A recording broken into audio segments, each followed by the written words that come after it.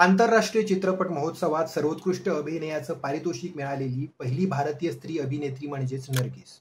आणि ज्या चित्रपटामुळे हा पुरस्कार तिला मिळाला तो चित्रपट होता 1957 सालचा मदर इंडिया.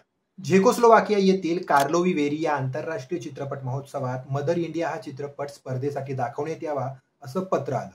खरं तर या चित्रपट महोत्सवात सहभागी होणं म्हणजे फार मोठा बहुमान केवळ मेहबूब यांनाच नव्हे तर साऱ्या भारताला मिळणार होता. ऑस्करसाठी तयार केलेली सब टायटलिंग वाली प्रिंट घेऊन सुनील दत्त महोत्सवासाठी हजर राहिले होते.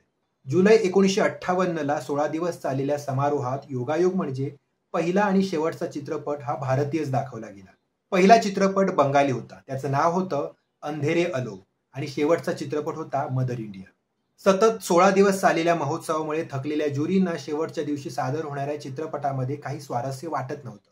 पण त्या अगोदरच महोत्सवादरम्यान मदर इंडियाचा एक विशेष खेळ सुनील दत्त यांनी आयोजित करून ज्युरी आणि इतर प्रमुख व्यक्तींना दाखवला होता.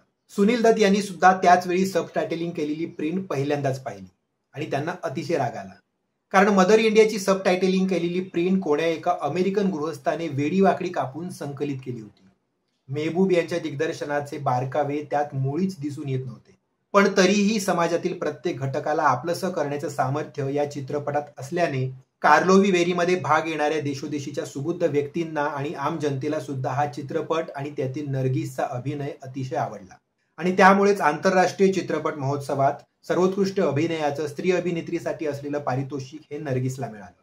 मदर इंडिया या चित्रपटाबद्दल तुमच्याही काही आठवणी किंवा तुमच्याकडे जर अधिक माहिती असेल तर आम्हाला नक्की कळवा. आमच्या सर्व सोशल मीडिया लिंक्स खाली डिस्क्रिप्शनमध्ये दिले आहेत. आणि आजची माहिती आवडल्यास लाईक, कमेंट, शेअर करा. चॅनलला सबस्क्राईब करून बेल आयकॉन प्रेस करायला विसरू नका. पुन्हा भेटूच एका नव्या भागात एका नव्या ऑफबीट गोष्टीसोबत. धन्यवाद.